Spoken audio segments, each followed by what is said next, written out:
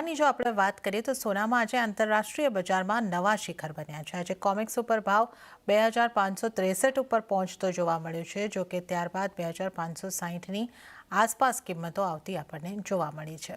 MCX ઉપર સોનું આજે 72,000ને પાર પણ નીકળતું દેખાયું છે। ખાસ કરીને અમેરિકામાં વ્યાજદર ઘટવાની શક્યતાએ સતત બીજા દિવસે સોનાની અંદર તેજી જોવા મળી છે। તેવે સોનાને કઈ રીતે આપ જોઈ રહ્યા છો? કોમિક્સ ઉપર નવા સ્તર અહીંયા આગળથી આપણે સ્પર્શતા જોવાઈ રહ્યા છે। આ મજબૂતીને આપ કયા રીઝન્સ જોઈ રહ્યા છો? આ સપોર્ટ ક્યાંથી મળી રહ્યો છે ગોલ્ડને?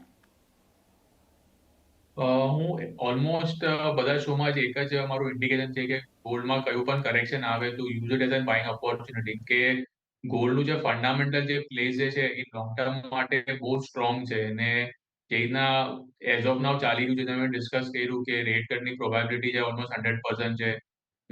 સેકન્ડલી જીઓપોલિટિકલ ટેન્શન જે ચાલી રહ્યા છે અક્રોસ ધ ગ્લોબ, તો આ બે ફેક્ટર્સ જે છે પ્રાઇસીસને સપોર્ટ કરે છે ને એઝ ઓફ નાઉ આમાં જોયું કે લાસ્ટ વીકમાં પ્રાઇસીસમાં આપણને સ્પોટની અંદર 2500 નો લેવલ ફર્સ્ટ ટાઈમ આપણને જોવા મળ્યો ને આ વીકમાં પણ જે રેલી જે કન્ટિન્યુ થઈ છે એટલે એ એક ઇન્ડિકેશન આપે છે કે આટલા હાયર લેવલ પર પણ ઇન્ટરનેશનલી બાઇંગ ઇન્ટરેસ્ટ જે છે એ વધી રહ્યો છે અને one of the main reason જે છે એ સેન્ટ્રલ બેંક બાઇંગ ને જે સેન્ટ્રલ બેંક બાઇંગ જે છે એ મેજરલી ઇન્ડિયાથી આવી રહી છે, ચાઇનાથી આવી રહી છે, ટર્કીથી આવી રહી છે। તો આ જે બે ત્રણ ફેક્ટર્સ મેં ડિસ્કસ કર્યા એ સોના માટે આગળ જઈને પણ બહુ ઇમ્પોર્ટન્ટ રહેશે ને જીઓપોલિટિકલ ફેક્ટર્સ જે છે એ પણ હમણાં એઝ ઓફ નો ન્યૂઝ આવ્યા છે કે ડી-એસ્કેલેશન છે પણ આવા જોયું છે કેમ કે યર ઓન યર કાંઈ ને કાંઈ નવું નવું ટેન્શન ગ્લોબલી થતું રહી છે તો એ ગોલ્ડ માટે જે છે આઈ ગેસ નેક્સ્ટ યર માટે પણ પોઝિટિવ જ રહેશે। તો એવું પણ હવે કરેક્શન આવે છે ગોલ્ડમાં તો બાયોટિકનો જ વ્યૂ રાખવાનો ને ઇન્ટ્રાડેની અગર વાત કરું તો 71,800ની આસપાસ આવે તો ત્યાં બાય કરીને ચાલવાનું, સ્ટોપ લોસ 71,600 નું રાખવાનું, ટાર્ગેટ ઉપરમાં 72,150 નું મેન્ટેન કરવાનું।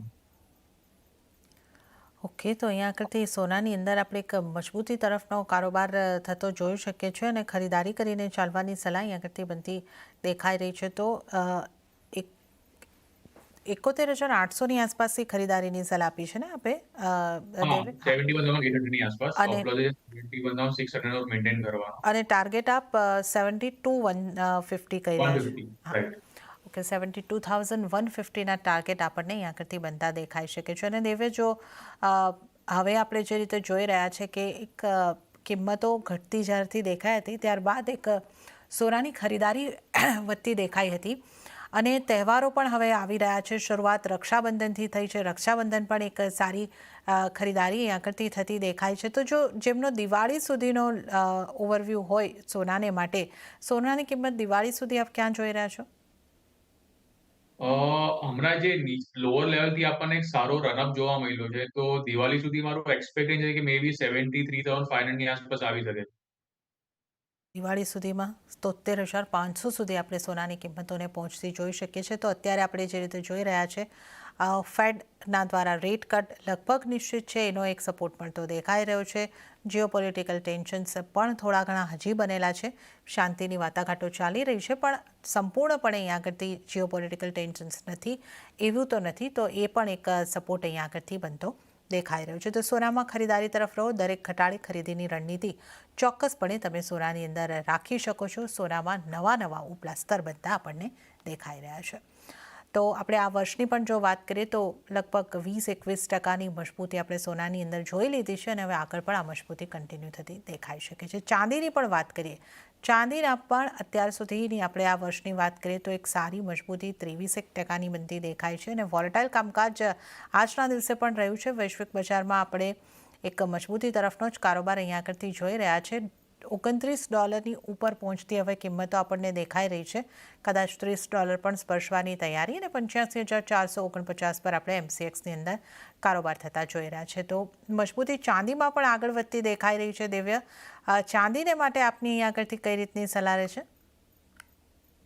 ચાંદી અગર વાત કરું તો ઘણા ટાઈમથી આપણે જોયું કે ચાંદી જે સોનાની સામે હમણાં લાસ્ટ 3-4 વીકથી એક અંડર પરફોર્મન્સ બતાવી રહ્યું હતું પણ લાસ્ટ વીક આપણને એક સ્ટ્રેન્થ જોવા મળ્યું ને ફાઇનલી ચાંદીએ જે સોનાને આઉટ પરફોર્મ કર્યું હતું।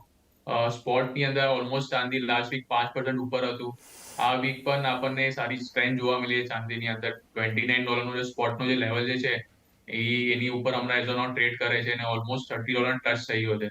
મેઇન ફેક્ટર્સ એ છે કે જે ડોલર ઇન્ડેક્સમાં જે આપણને કરેક્શન જોવા મળ્યું, તેના પરથી ઇન્ડસ્ટ્રીયલ મેટલ જે છે એમાં આપણને નીચેના લેવલની સારી રિકવરી જોવા મળી. તો એને પ્રાઇઝે સપોર્ટ કર્યા અને સાથે સાથે જે ગોલ્ડની જે રેલી આવી છે, તો એક ડબલ બેનિફિટ સિલ્વરમાં આપણને જોવા મળ્યું છે. તો સિલ્વરમાં પણ મારો વ્યૂ બાર ડિપ્સનો જ રહેશે. અગર નીચેમાં 85,000 ની આસપાસ અગર આવ્યું તો એને બાય કરીને ચાલવાનું. સ્ટોપ જે છે 84,500 રાખવાનું છે ટાર્ગેટ ઉપરમાં. 85,600 નું મેન્ટેન કરવાનું. ઓકે, તો ચાંદીમાં પણ ખરીદારી કરીને ચાલો. ચાંદીમાં 85,000ની આસપાસ કિંમતો મળે છે તો ખરીદારી કરો. 84,500નો સ્ટોપ લોસ અને ઉપરની તરફ તમને 85,600 સુધીના ટાર્ગેટ બનતા દેખાઈ શકે છે. તો સોના ચાંદી બંનેની અંદર ખરીદારી દર પર રહેવાની સલાહ આગળથી બનતી દેખાઈ રહી છે. તો સોના